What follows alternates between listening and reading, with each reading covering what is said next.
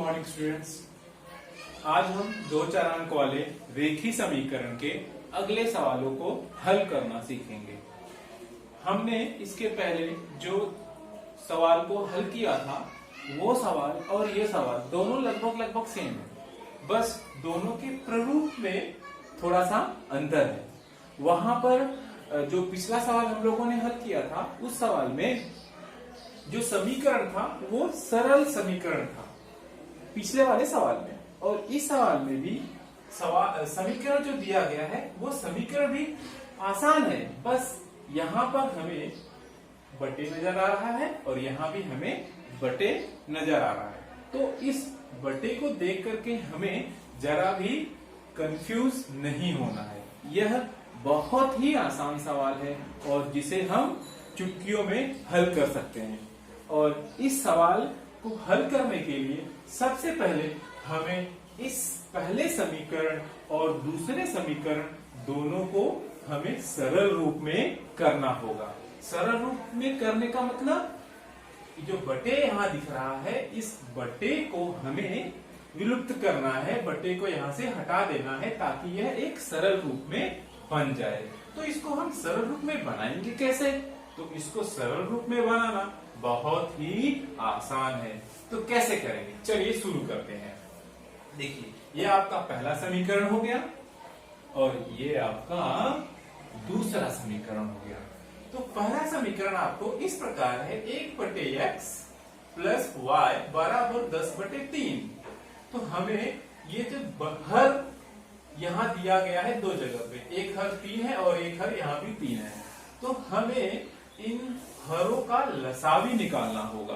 तो यहाँ भी 3 है, यहाँ भी 3 है, तो लसावी क्या होगा? 3 का लसावी 3 का 3 लसावी होता है और उसे हम आसानी से निकाल भी सकते हैं। देखिए, क्योंकि ये 3 और ये 3 का लसावी निकालना बहुत आसान है। लसावी निकालने के लिए हमें बहुत सिंपल ट्रिक है। देखिए, ये 3 और ये 3 दोनों 3 किस पहाड़े में आएंगे? 3 के पहाड़े में आएंगे। तो लसावी क्या हो गया? 3। सिंपल। तो इसीलिए हम पहले समीकरण में 3 से गुणा करेंगे। तो यहाँ पे मैं लिख रहा हूं 3 से गुणा करने पर। चलिए, अब इस 3 का गुणा हमें पहले समीकरण में करना होगा। तो चले शुरू करते हैं 3 का गुणा करना। सबसे पहले इस 3 का गुणा हम इसके अंदर करेंगे, फिर y में करेंगे, फिर 10/3 में हम लोग 3 का गुणा करेंगे। तो सबसे पहले 1/3x है, तो इस 3 का गुणा इसमें करेंगे। तो 3 गुणे 1/3x प्लस, अब 3 का गुणा किसमें करेंगे? y में। तो 3 का गुणा y में, तो 3 गुणे y बराबर, अब इस 3 का गुणा किसमें होगा? 10/3 में। तो 3 गुणे 10/3। तो चलिए देखिए, ये 3 और 1/3 ये दोनों गुणा है, तो ये 3 और इस 3 में क्या हो जाएगा? भाग हो जाएगा, यानी ये दोनों कट जाएंगे। उसी प्रकार यहाँ भी है, ये 3 नीचे है और ये 3 ऊपर, और दोनों के बीच में गुणा, तो दोनों कट जाएंगे, दोनों में भाग हो जाएगा, तो ये कट जाएंगे। अब अपने पास क्या बचा? अपने पास x प्लस 3 का गुणा y में, तो क्या हुआ? 3y, और फिर 10 बचा यहाँ पे, तो 10। तो ये हमारा समीकरण नंबर 3 हो गया। देखिए, पहले ये समीकरण थोड़ा हमें बटे में दिखाई दे रहा था, तो इसलिए कुछ बच्चे डर जाते हैं, लेकिन हम लोगों ने इस समीकरण को 3 से गुणा करने के बाद इसे एकदम सरल रूप में हम लोगों ने कर दिया है। अब उसी प्रकार यहाँ देखिए समीकरण नंबर 2। समीकरण नंबर 2 आपको दिया गया है 2x प्लस 1/4y बराबर 11/4। तो समीकरण नंबर 2 को भी हम सबसे पहले सरल समीकरण बनाएंगे। तो इसे सरल कैसे करेंगे? देखिए, यहाँ पे हर में 4 है, यहाँ पे भी हर में 4 है, तो 2 4 4 है, तो 4 का लसावी क्या होगा? एग्जैक्टली 4 होगा। जैसे यहाँ पे 3 का लसावी हम लोगों ने 3 निकाला था, तो उसी प्रकार से 4 का लसावी 4 होगा। तो इसलिए हम क्या करेंगे, इसलिए हम लोग इस समीकरण में 4 से गुणा कर देंगे। ठीक है, तो सबसे पहले हम इस समीकरण को लिख लेते हैं। तो समीकरण क्या है आपका, 2x प्लस 1/4y बराबर 11/4। ये समीकरण 2 है और इसमें मैं क्या करूंगा, इसमें मैं 4 से गुणा करूंगा। तो चलिए 4 से गुणा करते हैं। 4 से गुणा करने पर तो सबसे पहले 4 का गुणा हम 2x में करेंगे, फिर 4 का गुणा 1/4y में करेंगे, फिर इस 4 का गुणा 11/4 में करेंगे। चलो करते हैं शुरू। 4 का गुणा 2x में कर दिया, फिर 4 का गुणा 1/4y में करेंगे, फिर इस 4 का गुणा हम इसमें करेंगे, 4 गुणे 11/4। देखिए ये 4 नीचे है और ये 4 ऊपर, दोनों के बीच में गुणा है, तो ये 4 और ये 4 से कट जाएगा क्योंकि दोनों के बीच में भाग हो जाता है। तो वैसे ये 4 और ये 4 भी क्या हो जाएगा, भाग हो जाएगा क्योंकि ये नीचे और ये ऊपर है, तो भाग हो जाएगा, तो कट जाएगा। अब अपने पास क्या बचा, 2x गुणे 4, 4 का गुणा 2x में करो, कितना होगा, 4 दूनी 8x, और यहाँ क्या बचा, यहाँ पे एक y, यानी एक y लिखो या y लिखो, दोनों सेम होता है। और यहाँ पे क्या बचा हमारे पास, 11। तो ये समीकरण क्या हो गया, ये आपका समीकरण 4 हो गया। देखिए समीकरण 2 था, समीकरण हमें बटे के रूप में था, लेकिन हम लोगों ने 4 से गुणा करके उसे एकदम सरल रूप में बना दिया है। तो समीकरण 3 और समीकरण 4 हमें नए समीकरण प्राप्त हुए हैं और ये दोनों समीकरण को हमें आगे हल करना होगा। देखिए तो हम लोग समीकरण 3 और 4 को एक अलग से लिख लेंगे। समीकरण 3 क्या है, x प्लस 3y बराबर 10। समीकरण 3। समीकरण 4, 8x प्लस y बराबर 11। समीकरण 4। अब हमें इसे भी हल करना होगा। जैसे हम लोग इसके पहले हम लोगों ने जो पिछले सवाल में हम लोगों ने डिस्कशन किया था कि समीकरण को कैसे हल करते हैं, तो मैंने आपको बताया था कि x वाला पद या तो y वाला पद, या x वाले पद या y वाले पद को हमें सेम करना होगा। तो यहाँ पे x वाला पद कितना है, 8x, और यहाँ पे x वाला पद क्या है, 1, दोनों सेम नहीं है। यहाँ देखिए यहाँ पे 3 है और यहाँ पे क्या है, 1 है, ये भी सेम नहीं है। तो मुझे यहाँ पे 3 लाना होगा, मुझे सेम करना है ना y पद को, या मैं ये x पद को सेम करूँ। अगर मैं y पद को सेम करूंगा तो मुझे यहाँ कितना लाना होगा, 3 लाना होगा, क्योंकि यहाँ पे 1 है, तो मुझे यहाँ 3 लाऊंगा तभी तो ये y पद सेम होगा। तो इसलिए मुझे यहाँ 3 लाने के लिए क्या करूंगा, मैं समीकरण इस 4 में मैं 3 से गुणा कर दूंगा। तो चलिए करते हैं 3 से गुणा। और कोई स्टूडेंट अगर x को सेम करना चाहता है तो सेम कर सकता है, आप x को भी सेम करके इसे हल कर सकते हो। तो x को सेम करना है तो क्या करोगे आप, x को सेम करने के लिए यहाँ पे 8 है, तो यहाँ पे मुझे 8 से गुणा करना पड़ेगा।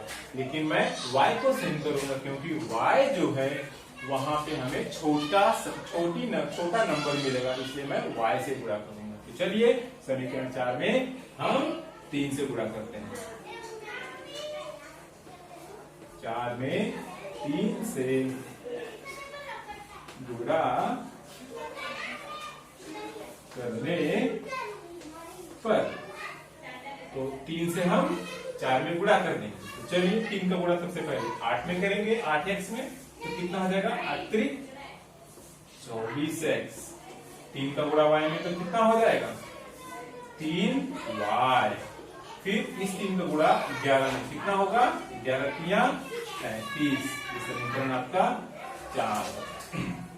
देखिए अब समीकरण तीसरा, x प्लस 3y बराबर 10, और समीकरण चौथा 24x प्लस 3y बराबर 35। देखिए अब हमें इन दोनों को हल करना है और मैं आपको बताना चाहूंगा कि हम यदि इन दोनों को हल करना है तो ऊपर किसे लिखेंगे? ऊपर हम वो समीकरण लिखेंगे जो समीकरण बड़ा होगा। अब आप ही बताइए मुझे कि x + 3y = 10 और 24x + 3y = 33 में कौन सा बड़ा लग रहा है? मुझे तो समीकरण 4 बड़ा, समीकरण 5 इसे कहेंगे, सॉरी समीकरण 5 बड़ा दिख रहा है।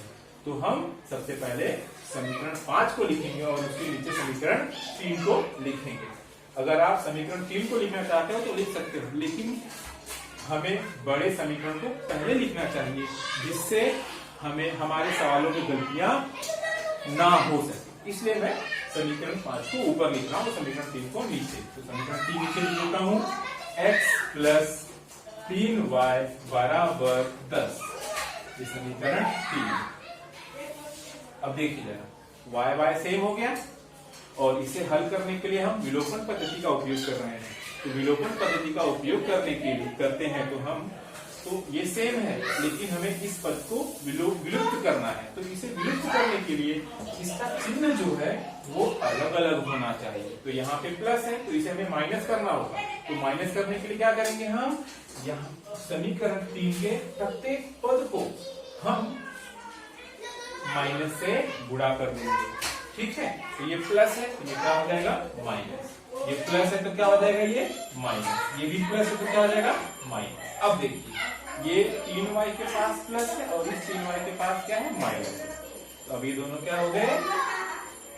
कट गए। जैसा मैंने आपको बताया था, 2 में से 2 माइनस करो क्या आता है? 0 आता है। उसी तरह से 3y में से 3y माइनस किया तो क्या आ गया? 0 आ गया। ठीक है, अब क्या बचा यहाँ पे हमारे पास? 24x और 1x। 24x और 1x को देखो, ये प्लस है और ये माइनस है। प्लस माइनस माइनस, तो 24x में से 1x माइनस करो कितना आएगा? 23x। और यहाँ पे 35 में से 10 को माइनस करो कितना आ गया? 23। तो क्या बचा हमारे पास? 23x = 23। तो चलिए 23 यहाँ पे हम ऐसे लिखेंगे और इनके बीच में गुणा है तो ये 23 कहाँ चला जाएगा? नीचे। तो x = 23/23, क्योंकि ये 23 गुणा है तो इस साइड आएगा तो क्या आ जाएगा? भाग। तो ये 23 हो गया भाग, नहीं बटे। तो इस 23 से 23 को हम लोग काट दिए, कितना आ गया? x = 1। यानी हमें x का मान आ गया। अब इस x के मान को हम क्या करेंगे? समीकरण 3 में रखो, 4 में रखो या समीकरण 5 में रखो। तो हम इस x को क्या करेंगे? समीकरण 3 में रख देंगे। चलो रखते हैं, यहाँ पे हल कर लेते हैं। समीकरण 3 क्या है आपका? x + 3y = 10। तो यहाँ पे x का मान 1 है, वो 1 कहाँ लिखेंगे? समीकरण 3 में। यहाँ पे लिख देंगे x का मान 3 में रखने पर। x का मान 3 में रख दीजिए। x बराबर कितना है? 1 है। x बराबर 1 है ना, तो इस x की जगह पे क्या आएगा? 1 + 3y = 10। देखिए, ये संख्या है और ये संख्या है, तो ये संख्या के पास जाएगी। तो ये क्या है? प्लस है। प्लस इस साइड आएगा तो माइनस है। और यहाँ पे कितना हो गया? 3y। 10 में से 1 गया 9 और यहाँ क्या बचा? 3y। दोनों के बीच में गुणा, तो ये 3 आ जाएगा नीचे। तो y बराबर क्या होगा? 9/3। 3 से 9 भाग करो तो कितना आ गया? y = 3। यानी हमारा y = 3 और x = 3। ठीक है, तो हमारा दोनों का मान आ गया x और y का। देखिए बच्चों, ये सवाल इसी प्रकार से हल किया जाएगा और इसे हल करना बहुत ही आसान है। यहाँ पे सिर्फ थोड़ा सा बदलाव आया है। यहाँ पे हम लोगों को जो समीकरण दिया गया था वो सरल समीकरण नहीं था, तो इसलिए हमें उसे गुणा करके सरल बनाना पड़ा। और फिर ये जैसे हम लोगों ने पिछली बार सवाल किया था उसी प्रकार से इसे हल करना है और हम लोगों ने x और y का मान निकाला है।